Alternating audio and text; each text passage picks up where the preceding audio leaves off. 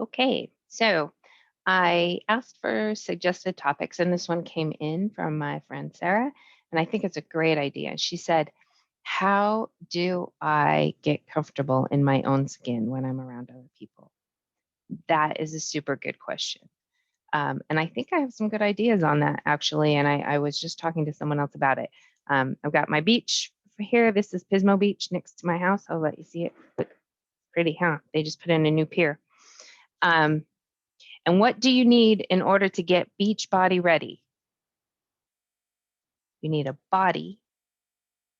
You need something you feel comfortable wearing, unless you go to Pirates Cove and then it's different. But otherwise, something you're comfortable wearing. There's a nude beach over there. Something you're comfortable wearing, and then you go to the beach. That is all you have to do. That's the whole plan. You don't need to do anything else to deserve to be in public in the body that you have.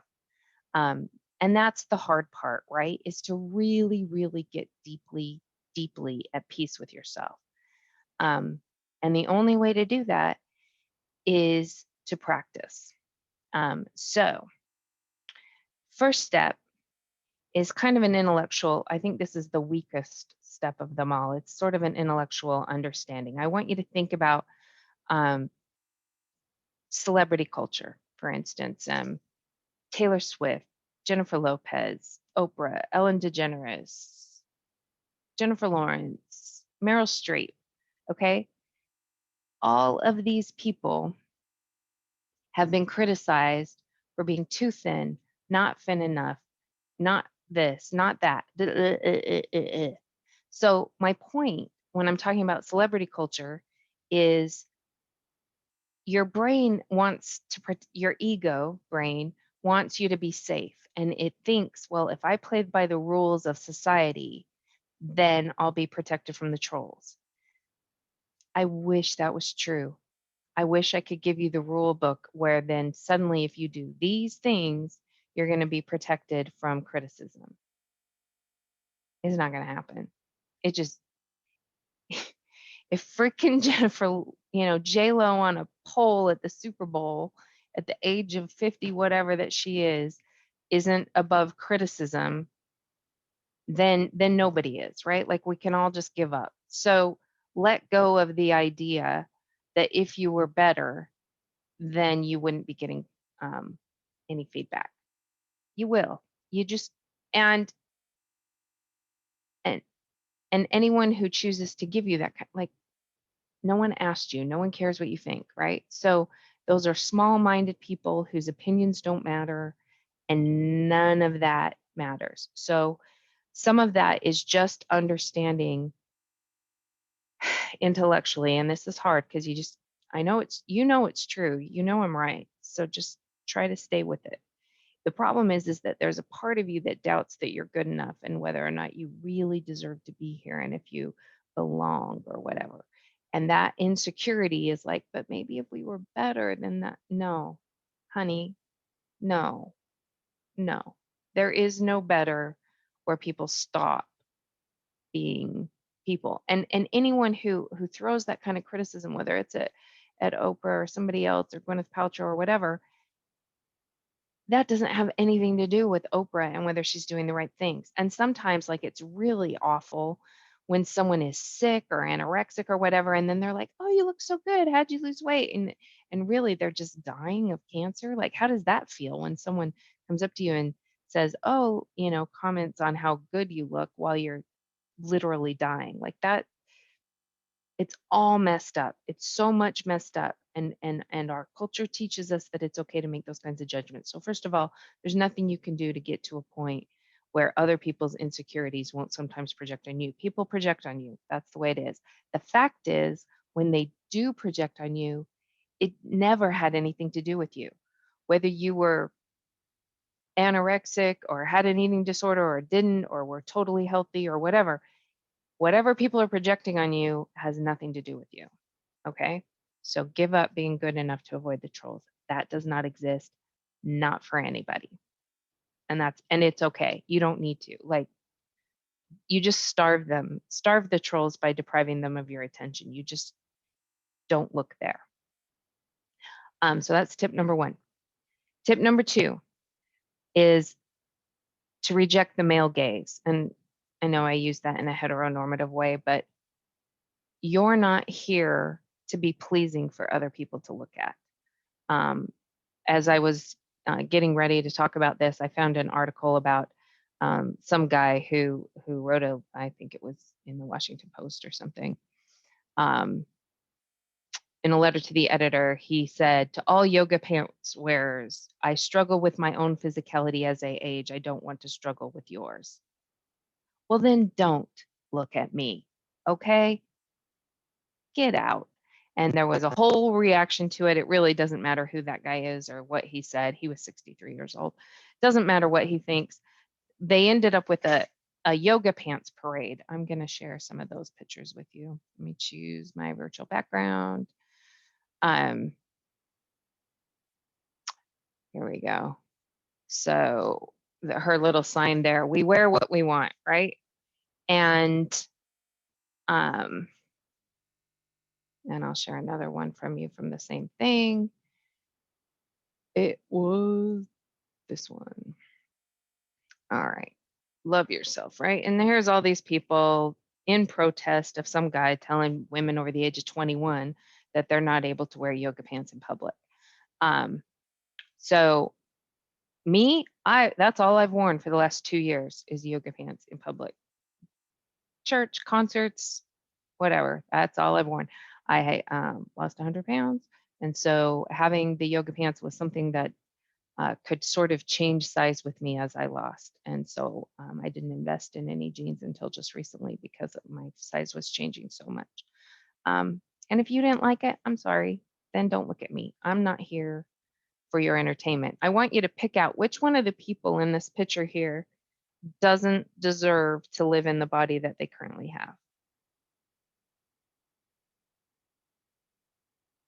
Which one? If you can't pick one because you think that everybody in this picture, including Ladon, deserves to live in the body that they currently have, you're right. All of these people deserve to be in public. They can wear yoga pants if they want to. They can even go to the beach if they want to. And if you don't want to look at them, don't. They're not really interested in your criticism. If they're fat, they know it. You don't have to tell them. Every single person on the planet who has more pounds than maybe is absolutely healthy for them, they already know. They know that. They don't need your help. They don't need you to tell them. Your opinion is not useful. What is useful is your acceptance and your community and your friendship. So tip number 2 was reject the male gaze. If somebody, or even any kind of talk that that gives the impression that we have the right to judge each other's appearance. So if you're like, I don't know if she should be, her muffin top is hanging over her jeans. I'm not really sure if she should have that on. Do not engage in that conversation. That is not. Nope. I would say if those pants are comfortable on her, it doesn't matter if there's a muffin top or not. It doesn't matter. So just don't give your kids, your friends, your partners the impression that their judgment of you is normal and welcome. It isn't. I know someone who is doing some online dating, and the guy that she was interacting with said, "Oh, you look good without makeup." And she's like, "Oh, I know." And I love that because her point is, I don't wear makeup for you, dude. It's not for you. It's for me. And I know I look good without it, and I know I look good with it. And if I like it, I get to choose it, but it's not for you. So with all of your choices, whether it's whatever, if a push-up bra makes you feel good, then go ahead and put one on. And in fact, sometimes I struggle with it. Like, I would say, as long as what you're wearing is appropriate, but who gets to choose the definition of appropriate, right? There was a high school where there was a dress code, something about bras or something. And And the person I was talking to was like, why is a 40-year-old man obsessed with whether a 16-year-old has a bra on or not? F him. It's not his business. Leave me alone. If I have a bra on, fine. If I don't, fine. As long, like, I mean, some people would go so radical, like that even, not wearing a shirt is okay. And I'm probably not going to go quite that far. I think I like wearing my shirts in public. Um, but again, like, why are we worried about that? And um, all of these kinds of things, like with it was Venus Williams, right, who needed a compression certain thing, and they wouldn't let her wear it in the U.S. Open, even though it was preventing blood clots. Like, why are you worried? Why are you policing these bodies? Why does it matter if the bra strap is showing? Why does it matter if she has a tank top on? Why does it matter if her shorts go 3/4 of the way down her thigh versus halfway down her thigh? Like, does that really change anything at all for anybody except for her? I really don't think so. And I was raised in a culture that led me to believe that tank tops and shorts would just be the end of the world and that public education could never happen with those things. And it can. I have been in a classroom with tank tops and shorts, and what do you know? Everybody just did their work and nobody pretended like it, it was a distraction only when we were told that it wasn't allowed, right? Like that's what made it the dress code was what made it a distraction. So just any conversation, someone tells you, um, oh, you shouldn't wear stripes, you shouldn't wear horizontal stripes, or don't mix this, or mm-mm, no, they're not the boss of you, and it's not their rules. And I would avoid. I do get sometimes sucked into like those shows on like what to wear or whatever, and they show you how to put together outfits because that's not my thing. But um, if you're having a hard time giving yourself permission to be yourself wherever you are, then don't watch shows that tell you what to do, right? Just tune into your own inner voice and don't engage in those conversations. Now, the thing that I found that was the most powerful practice. And these other two steps are just kind of intellectual. They're not particularly hard, but they're also not particularly powerful. This one is harder, and I want you to really, really practice it.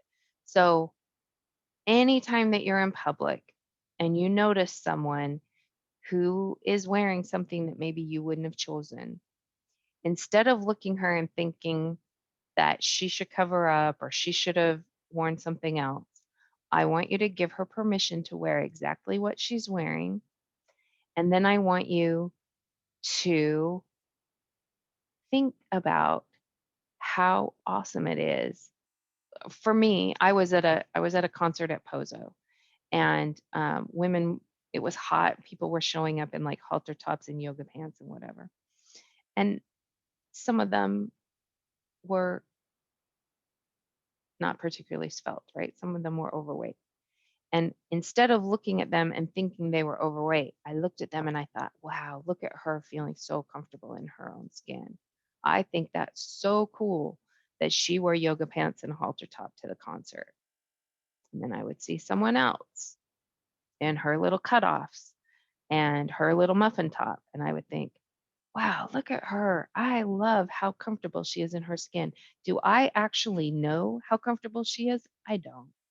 Is it possible that she was feeling all kinds of insecurity while she was there? Yeah, it's possible.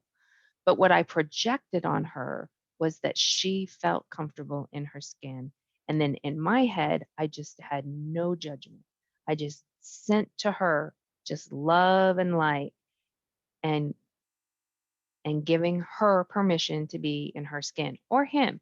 So he shows up, he's, got his dad bod going and he's rocking out topless in the mosh pit. Just be like, yeah, you go, dad bod dude in the mosh pit. I love how you give yourself permission to be you. All of us can choose how we take care of ourselves. None of us can choose what we look like today. What we look like today is accumulation of all of our past choices, and you don't get to change the past. You only get to change the future.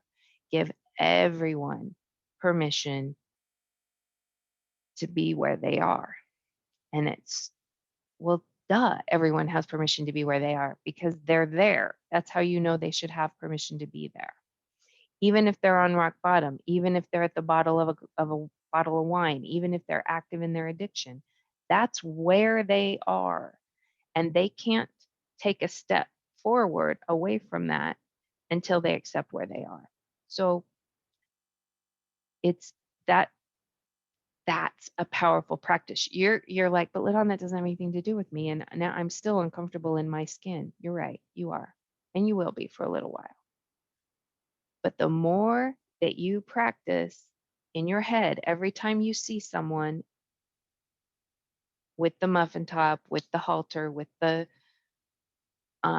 yoga pants, whatever, every time you see that in your head, you say, wow, I love how comfortable you are in your skin, and I appreciate you giving all of us permission to show up in the skin that we have. And you just do that every single time, every day, every day, every day. Look for someone, and in your mind, you tell him or her, wow, I'm so glad you showed up as you. And then your mind just gets in a habit of being glad that other people showed up as themselves. And the fact is, whether you gave them permission to do that or not, that's what happens. But if you look at them and you think, oh, those pants are too tight, or look at her back fat hanging over her bra, that's gross. Okay. When those are the thoughts running through your head, then when you look at them in the mirror at yourself, you're going to have those thoughts. Now, here's the thing. It's not magical, right? So, you practice giving other people permission to be in their bodies. You admire them for their courage. You are grateful that they showed up as them. It will come back to you, but it's not overnight. It takes some practice. It'll take some time. So just keep doing that day after day after day. And give yourself permission to have fun. Give yourself permission to be silly. Write yourself a permission slip. Brene Brown talks about this, about what do I need permission for? And she'll literally, get out the Post-it. Permission to go to the beach, right?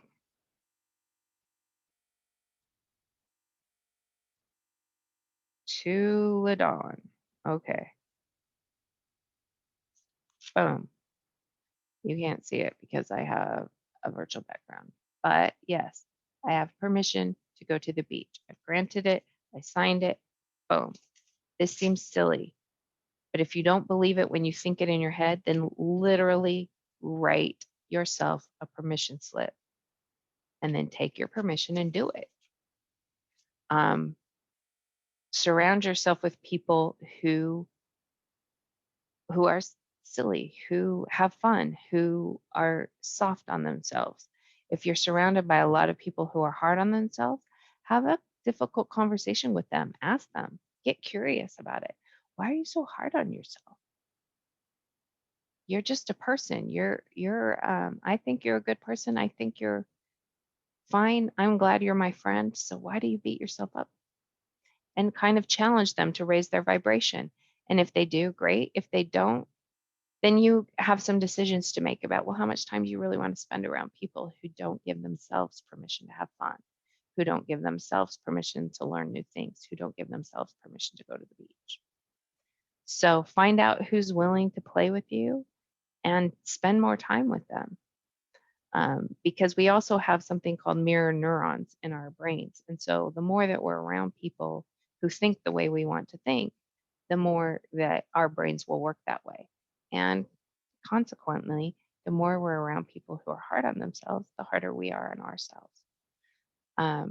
Last but not least, go ahead and Google mirror work. I still struggle with that. That's where you make eye contact with yourself in the mirror and tell yourself, I love you and I care about you, and things like that.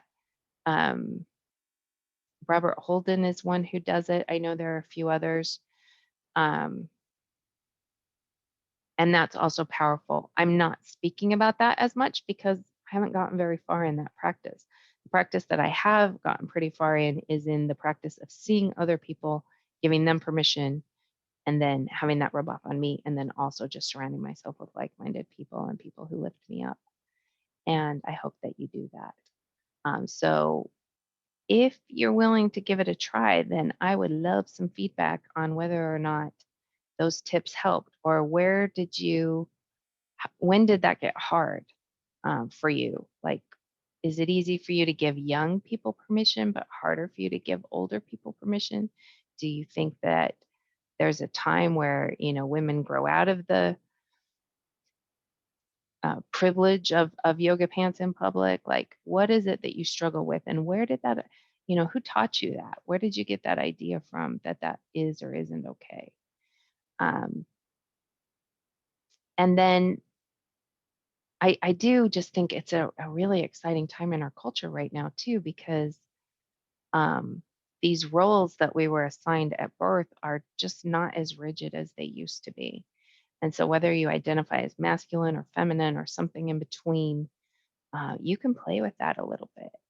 And I hope that you give yourself um, permission to play with with how you show up and how people perceive you. And and you are under no obligation to appear either feminine or masculine or either. Um, but the more that you know that the way that you showed up is the way that you want to, and that it was your choice, the more empowered you are to just stand in that truth and not worry so much about other people's projections. So I think I'm starting to repeat myself now. I hope that every single body on this beach has permission to be there. There are zero bodies that don't belong. They all deserve to wear what they want to wear and to have fun the way they want to have fun and to be with the people that they love. And I hope you take some time to give yourself permission today to do exactly that. And I will talk to you again tomorrow. Bye.